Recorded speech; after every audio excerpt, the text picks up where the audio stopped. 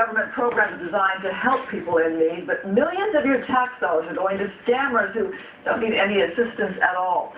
Part 2 of her Fox 11 Investigates, Gina Silva reports on some outlandish and disgusting greed.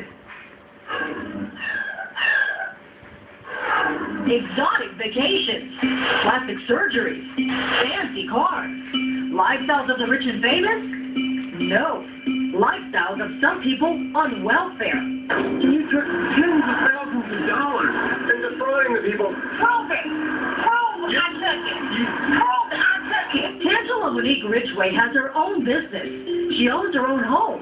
She wears designer clothes, buys Louis Vuitton $700 handbags, has a shoe collection that investigators say rivals Imelda Marcos's, pays $4,000 for breast implants, and even drives a Maserati. This is money that was meant for poor people. You too. And you're driving around in a Maserati. Ridgway is accused of scamming taxpayers out of thousands of dollars in welfare assistance. Investigators say she milked the system for 6 years by lying and claiming to be a homeless mother of 3 young children. She would not answer any of our questions about it. You're driving a Maserati? What's with that? I mean, you took... You too. I think there are a number of people in the public who think it's very easy to steal from the government, to commit public assistance fraud. Patrick Sequeira works with the LA District Attorney's Fraud Unit. His office prosecutes about 400 cases of welfare and food stamp fraud a year. Sequeira says that's only the tip of the iceberg, and there are way too many cases like Ridgway's.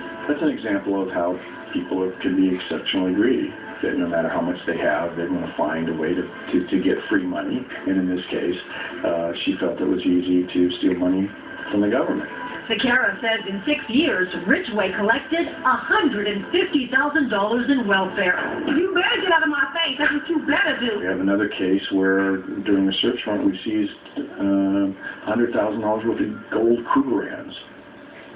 And that was a couple that was also taking expensive vacations out of the country and back and forth, yet claiming that they qualified for public assistance benefits.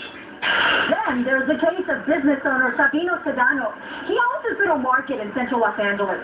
Wait till you hear how investigators say he stocked his store. Sedano's accused of getting people to sell him their food stamp cards, the so-called EBT cards that work like debit cards for people on food stamps. Sedano allegedly used those cards to buy food for the shelf market. You were buying food stamps and stocking up your grocery store. Do you know how bad that is? No, I'm not answering questions. Take a look at these photos. This is Sedano at different grocery stores, filling up the shopping carts with sodas and other items. Investigators say he paid with EBT cards that belonged to other people. He then took those items and sold them at his market. We have photographs of you buying these cards. I'm not going to answer the question. This is a program that's designed for the poor. Yes, What do you think about that? Like I said, I'm not going to say anything. The DA's office tells us there just aren't enough investigators to go after everyone scamming the system. California used to require food stamp recipients to get fingerprinted to help prevent fraud.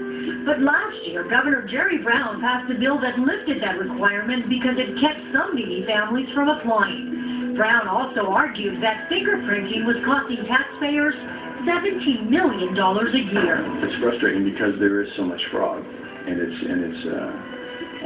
sometimes it's difficult to detect. Sedano is fighting the allegations against him, but the DA's office says it has plenty of evidence. He is out on bail awaiting trial. Ridgway pleaded no contest to 16 counts of fraud. She is awaiting a sentencing hearing. Ridgway faces up to 19 years in state prison. Gina Silva, Fox 11 News.